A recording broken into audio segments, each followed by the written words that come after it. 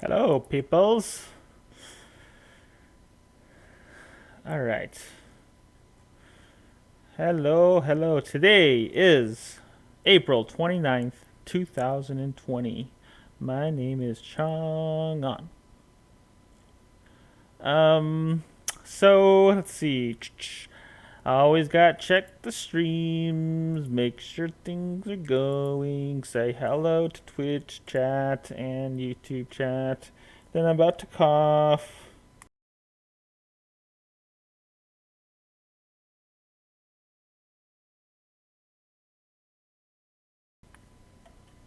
So yes, today. Yes, I already said the date.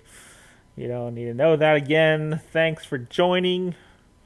Um, the 5 people that will eventually watch this. I think maybe 5.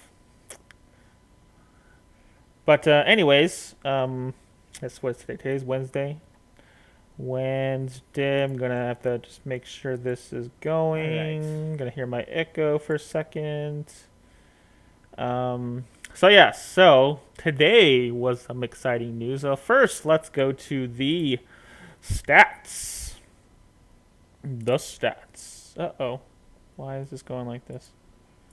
I probably need to do the right bar. Okay. I think that's fine.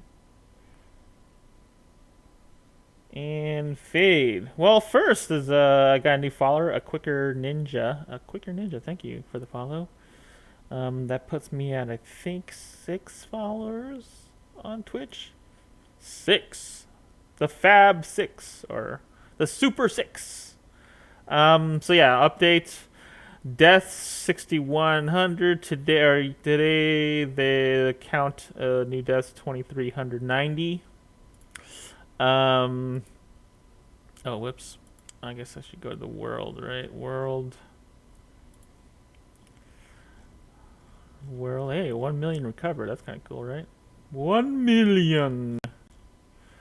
Um.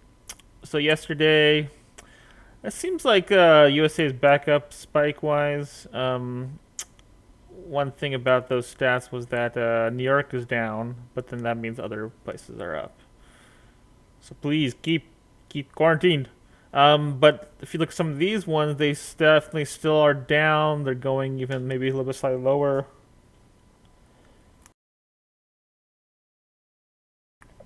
Sorry, coughing all over the place. I swear I don't have corona, or maybe I do. Maybe now I have the built-in immunity. Who knows? So I'm always keeping up with Sweden, 107. They're I don't know. They kind of go up and down. Let me see what their stats are. Their total deaths 2,500 almost. Steady maybe. Maybe they're steady. It feels like it's like bam bam. Like this graph is like crazy. It's very schizophrenic. Um, and then Korea is doing well. Only 9 new cases, only 2 deaths. Like Korea's pretty solid. I don't know. I think baseball is supposed to start there soon in May. Um, yeah.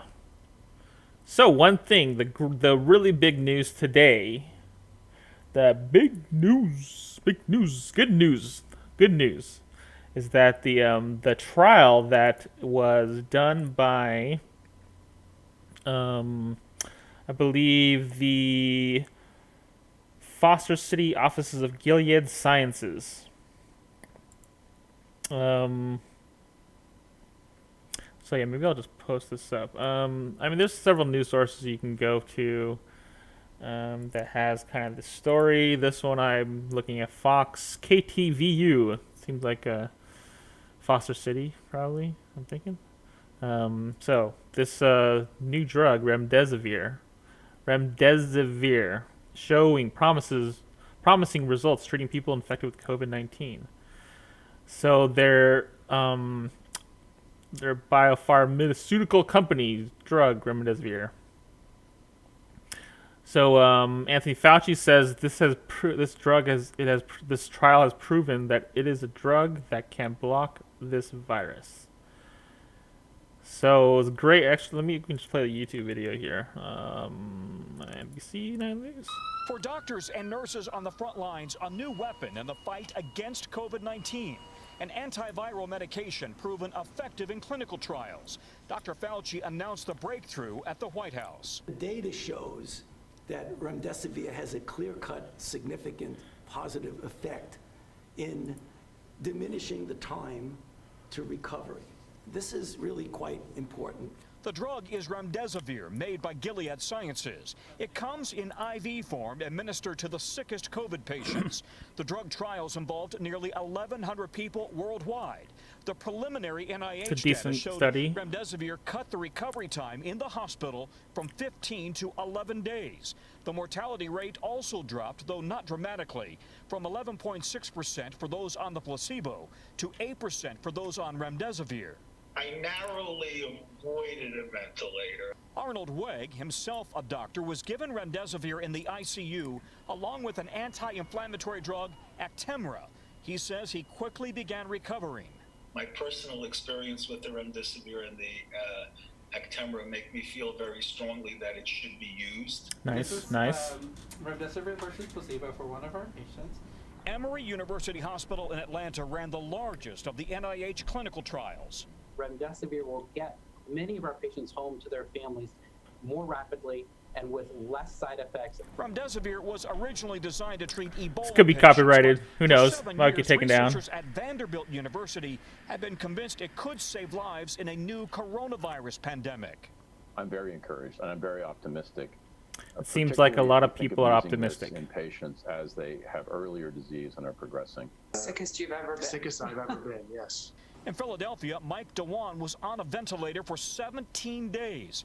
Doctors gave him Remdesivir as a last resort. Because he was so sick. Oh, wow. And they were kind of thinking, we have nothing to lose. If it can help him, great. Because he was, needing something. Mm-hmm.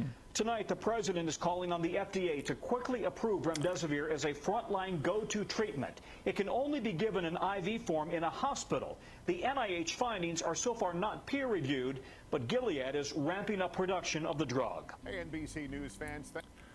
So yeah, so this is good news, right? We got a drug that is showing great signs. And apparently this is the study. I believe the people that conducted this study is one of the kind of the most what do you call it? Prominent? What's the word I'm trying to look at? Very highly, yes, positive. I don't know words right now, but anyways, this is good news. The stats show some good recovery rates, better mortality. And a decent amount of the trial was over 1,000, so that's a pretty good amount of people. There was, I think the study was started in China, I believe, and then they show negative results or not great results. But I think the only reason why that was because it after a while. The cases went super down, so then they didn't have enough people to even continue the study. So I think there was some negative news from that. But then now that they have actually more people to study, and they opened it up beyond China, that's showing great promise, which is great. Which means there is a lot of more possibility that this could be something that like COVID-19 could be something that's very treatable. So all these kind of studies I feel like are very preliminary, but this is the first one, an actual study that it seems like, I think there was something that said that FDA was pretty much ready to approve this drug for use, which means as opposed to what's the other one? Hydroxychloroquine, and that was there still wasn't enough positive trials for that to even be approved at all. It was more just kind of experimental or whatever. I think there's still trials going on with that, but this one is the first one that they did a I guess a well-known, conducted with a placebo and everything, and it showed positive results. That, Dr. Fauci, who's actually promoting it, so that's a good sign. I think a lot of doctors or health people in the lead, whatever. Let's see, hold on. If you give it early enough to a patient who's infected, you might actually start killing the virus. This is by Lee Riley, MD, a professor of epidemiology, infectious diseases at UC Berkeley. So this is more peer reviewed kind of, yeah. I don't even know the words I'm trying to say here, but this is good news. That this could be a treatment that could actually work. So I think that's the biggest thing I've seen, and I believe there was a jump in the stock market, and which I'm sure why Trump is probably like, oh, we should talk about this more, right? So there was a let's see, hold on, stock. Can I just look up stocks? I don't know, stock market, stocks. I don't even know idea. Stock market, live tracker. Stock surge on Gilead's coronavirus drug, and Fed's pledge to keep rates near zero. So then the stocks went up because of this news, actually, about 500 points. Not that I ever even understand what the heck stocks are about, so I really, and I most of the time I don't really even adhere to the idea that the stock market equates to how well people are doing in this economy, kind of thing.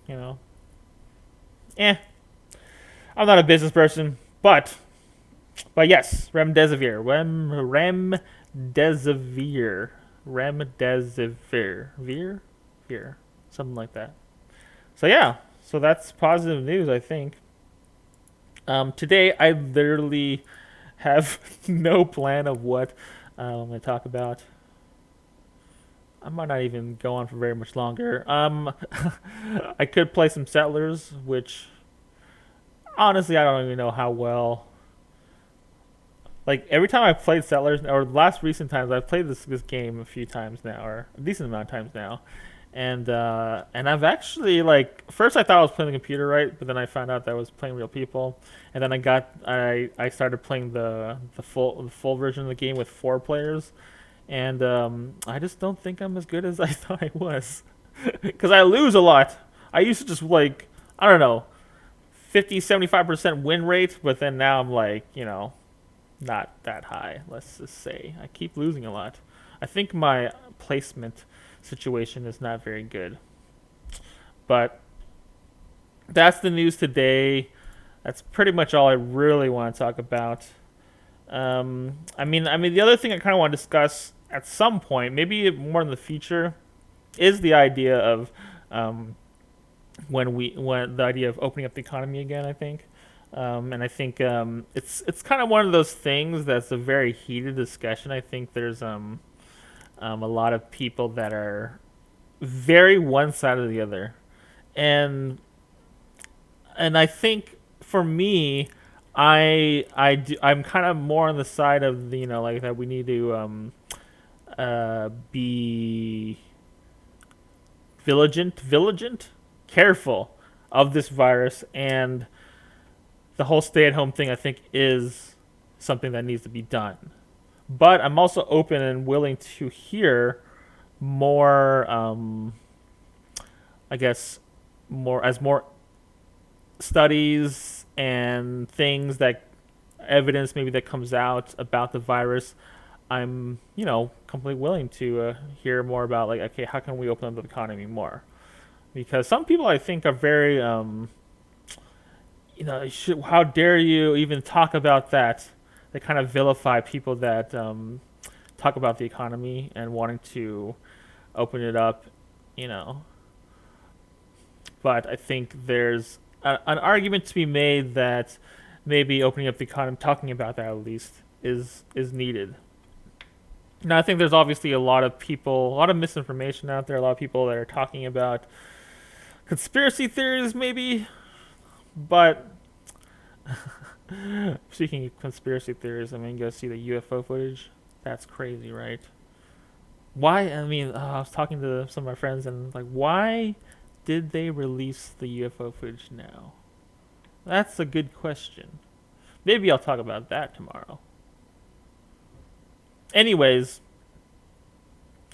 but yeah, I mean, I think mostly I just wanted to jump on and just and then kind of share really, and even show some positive things that are going on. The idea of that remdesivir is um, is moving forward, and the FDA is expected to approve this treatment. I think maybe in the future, I think when I have more time to plan things or even think about what to talk about, I think one reason why I want to, something I want to plan to talk about is the idea of researching the idea of opening up the economy and then kind of like looking at the different, what people say and kind of fact checking some of these things. Because I feel like if I just talk about things out of my butt, excuse me. Yeah, if I start talking about things that I don't really know too much about, I'm just spreading more misinformation, maybe. But I do. I think it's good to look at these things and maybe research them a little bit more. And at least even because like anybody can link link a article. There's plenty of articles. There's plenty of videos. There's plenty of people talking about certain things, but it's hard to sift through the agenda maybe oriented, because there's so many people. I feel like there's so many things that sources that have an agenda, right? They have an agenda, and it's hard to know how this fits in their agenda as opposed to how this fits in what is best for the country, for the world, really. So I want to do a little bit more research before I talk about that. Not that again, am I a scientist? No, I'm not a scientist. I'm just a dude in front of a camera. Why would anybody listen to me? What's the point? I don't know. I'm just some guy. Maybe I should like interview a doctor. No, not that I know many doctors.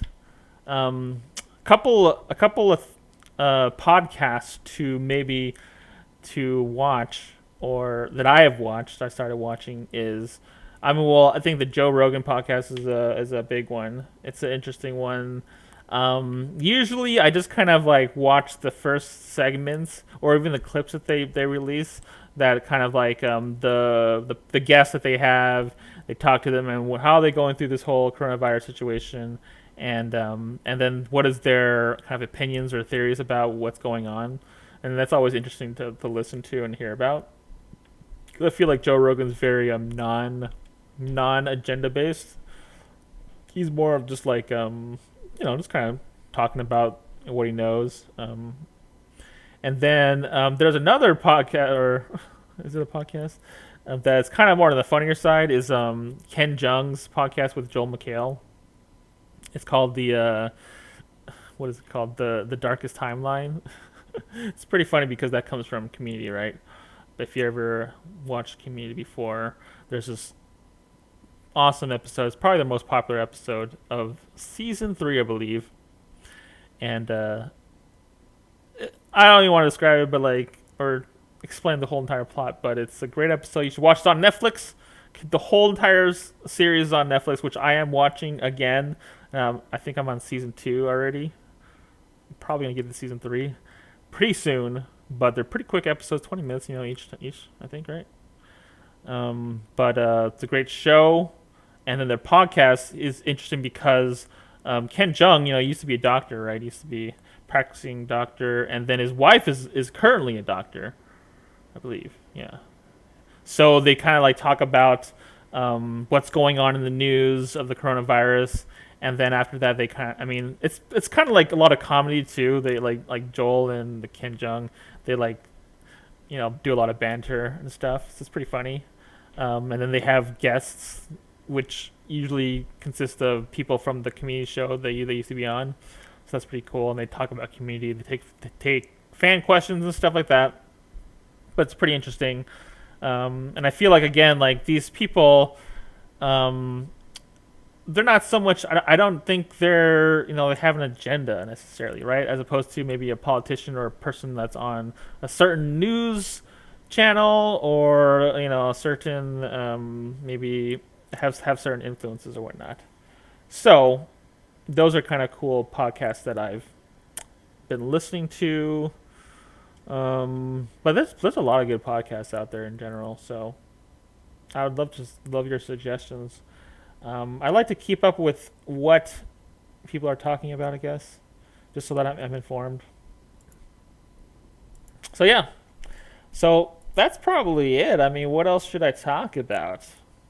One thing that I want to do eventually that I'm still trying to figure out, and this whole equipment situation I think is a little tough because I'm trying to use the minimal setup where I'm gonna be able to do with the current things that I have, because I don't want to buy a capture card.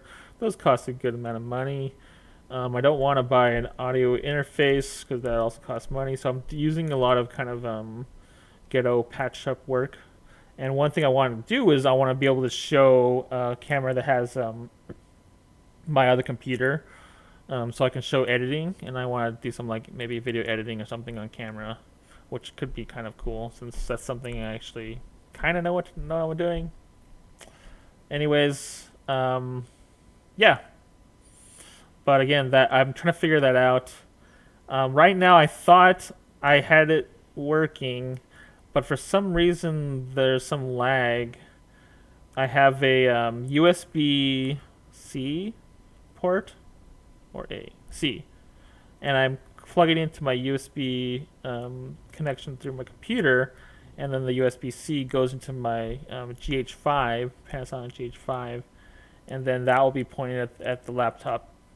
But there's a lag that's going on. I mean, I'm kind of seeing a lag in my YouTube stream, or my Facebook stream. Maybe that just means I need to get off. Maybe someone else is downloading something. Anyways, so we have some cool new information, or new study being released, so that's good. So yeah, thanks for watching. If you haven't followed, go to Chongon on my Twitch account, give me a follow, and stay safe, everybody. Peace. Wear a mask.